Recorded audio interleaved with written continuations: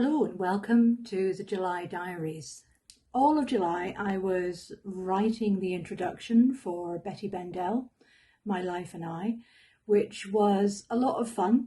I was using quite a lot of my old research on women's magazine history and theories of comedy, which sounds a bit scary, but it really helps when you're trying to work out and trying to explain why somebody is funny, why funny writing is socially important, and why this is really important as a women's magazine column. So that was just enjoyable, writing that introduction.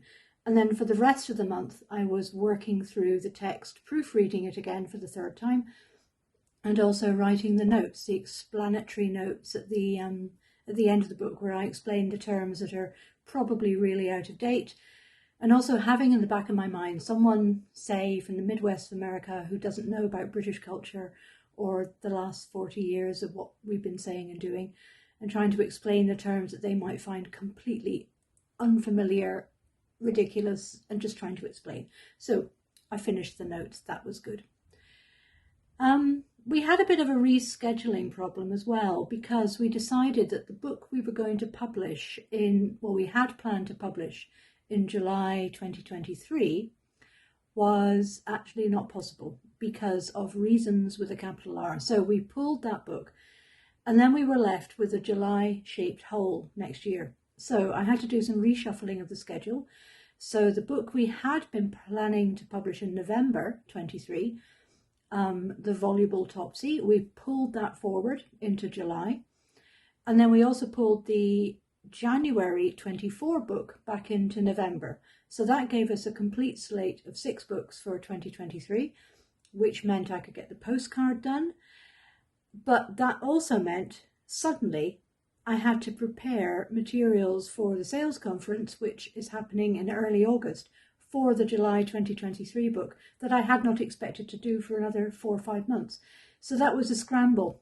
So we got the cover done. The cover is by Louis Baumer, and I managed to track down the literary estate, and they were very pleased to have one of their, I think he's their great uncle, their great uncle's work on a book cover. We got the text of the 3 books scanned. Actually, I should stop there and explain. So The Voluble Topsy, that's by a very funny writer called A.P. Herbert, who was a fixture in British comic writing, especially in the pages of Punch, during the early 20th century up until 1960s, 70s. And one of the things he did was a series of letters purporting to come from a young lady about town called Lady Topsy Trout, about her life, her fun, her parties, her friends, what she did and the terrible things she got up to. But quite quickly those letters turned into political satire and legal satire, because A.P. Herbert was also a member of Parliament and a barrister, and he had a couple of bees in his bonnet in terms of what law needed to be reformed, one of which was drinking in the House of Commons, and the other was the divorce laws. So he built these concerns into his letters from Topsy, and they're just a delight. They're so funny, they're so light and frivolous, but underneath think, ooh, social history, social comment. This is really interesting. And at the end of the first book of these letters, she gets elected to Parliament. This is in 1929. This is just very rare happening. And then the second book is about what she got up to in Parliament, how she completely destroyed the decorum of the Mother of Parliaments. And the third book is after the Second World War, when she's talking about what it was like in the war, the dreadful things that happened. And although it's a fairly dark subject, she still manages to be really funny. So we are putting all these 3 books together, because they're all quite short, into one volume called The Voluble Topsy by A.P. Herbert, a young lady's chatter, because my word, her letters are chatter, about love, politics and war. So that is our July title. I had to scramble to get all 3 books scanned, and then I could get them into a layout. Then I had to proofread the layout, but I kind of ran out of time. So I've only got the first 3 or 4 chapters ready for the sales reps to see, but that's fine. One of my next jobs is to proofread the whole book, and then we'll be on schedule for preparing that for production. But that, as I've said already, was a scramble. However, the other reason for getting these books scheduled properly, so we know what we're going to be publishing in 2023, is so I can get the postcard done. Now, we used to have long, skinny bookmarks. Now we have regular A6 postcards. The postcards are better because you get 6 titles on them or more in the earlier versions. And I've decided that actually a postcard is a really good thing for saying, this is our books for this year, this is our books for last year. So the light green, the olive green postcard is our 2022 titles, and the dark green postcard is now our 2023 titles. We're no longer selling postcards. We stick them in the books as bookmarks and we use them as promotional materials. But if you're interested in having a set, just write to me and I can sell them to you at a very reasonable price. So, Anne Stafford. This was the book that was brought forward from January to November. This is the one that allowed us to complete the postcard. Now, Anne Stafford, some of you may remember, was the co-author of Business as Usual, which was a smash bestseller for us. A very funny book with some delightful illustrations.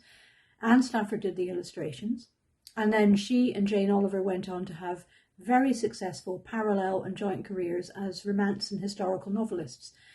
So during the Second World War, both of them worked for the London Auxiliary Ambulance Service, and Anne Stafford wrote a memoir, slightly fictionalised, of what it was like.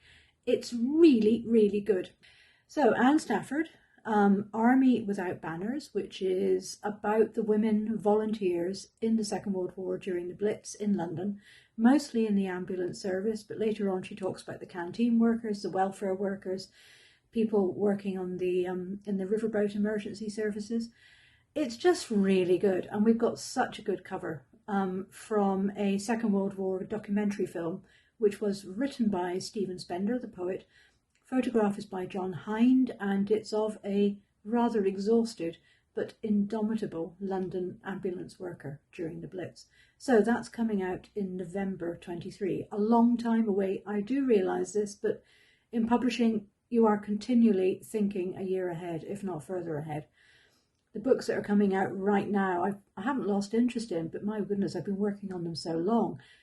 I'm getting excited about the new stuff a year ahead. This month in July, I did a talk with Melissa Edmondson, our long-standing editor of the Weird anthologies, and we did a talk for Westminster Libraries about Helen de Gary Simpson and D.K. Broster, the two most recent authors we are publishing, from The Abyss and The Outcast and the Right, talking about classic supernatural short stories by women and what is it that women have to say particularly about supernatural themes. That was really good. I believe there are well over 200 people listening or watching, which is one of the real advantages about working with a big public library like Westminster Libraries, and also the Guildhall Library, also in London. You get a really big audience, far bigger than we can get on our own. We got some really good news. The day after I contracted COVID, or at least tested positive, and I was feeling extremely miserable and bleh, I got an email from the administrator for the Polari Prize, which is a long-standing prize awarded to the best book supporting LGBTQ plus causes, lives, themes, because our biography by Frances Bingham about Valentine Ackland has been longlisted for the Polari Prize this year. This was just terrific. Really, really nice news. The shortlisting will happen at the beginning of September and the prize will be announced in November. So all fingers and toes crossed, please, if you would. So we're doing a bookshop push. We had a really successful semi-partnership with the Grove Bookshop in Ilkley in Yorkshire. They had a special table of all our books and they sent us a really delighted email at the end of that month of our slot in their indie publishers feature, saying they'd sold an awful lot of books and they were delighted. So we thought, well, actually David thought, we should tell all the Yorkshire and Humberside bookshops that this has happened to one indie bookshop. It can happen to you. So right at this very minute, David is handwriting the last of the postcards we are sending to 40 or more Yorkshire and Humberside independent bookshops to say, here we are, get our books in your shop because you could sell lots. I've been placing adverts this month. The Booksellers Association Christmas catalogue is coming out November, I think. And the way it works, they send out the offer saying, here we are, it's coming out on these dates, send us the titles you'd like to be considered. So I sent in the titles I would like to be considered for including in the catalogue. And they said, yes, we'll have them, and then let's talk about the price. And that's where the haggling begins. So luckily, as ever, we managed to get an acceptable price, one that we could actually afford, not the insane prices that are usually quoted at the beginning. So we will have both our John Llewelyn Rhys titles in the Booksellers Association Christmas catalogue. It's not just any old advert. This is a little catalogue that sits on the counter of lots and lots and lots of independent bookshops in Britain. And it's a really easy way for customers to buy their Christmas presents. They can just look through the catalogue. I'll go 2 of those, 1 of those, and that'll do for my Auntie Jenny.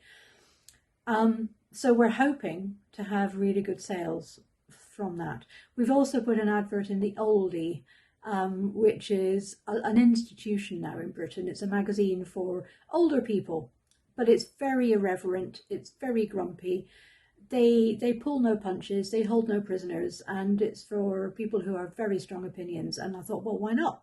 I think the John Llewelyn Rhys books will do rather well with them around Christmas time, especially as the Rhys books are possibly more likely to be read by men. Most of our books have a very strong female focus, but the Rhys books, written by a man, mostly about men, although women do get involved in the plots, but they're more masculine in their appeal, I think. So the Oldie is also a good place to advertise those books.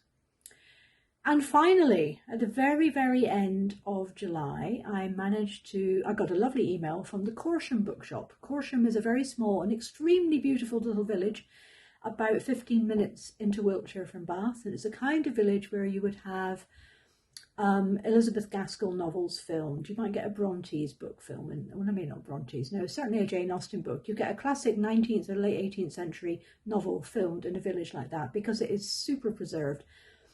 Anyway, they have an excellent bookshop. We've had a very good display in their window before, and they wrote to me saying, we'd like you to do a talk in our autumn events programme. So I went to Corsham. We had a lovely chat. I bought some of their books and we've decided on a date. So on the 26th of October, I shall be in Corsham telling everybody about the book they want me to talk about. We're not quite sure which one it is yet. So that will be my October activity. And that concludes the July Diaries. Thank you for listening and see you next month. Want to see more from us? Let us know in the comments below, and don't forget to click like, subscribe, or new content alert.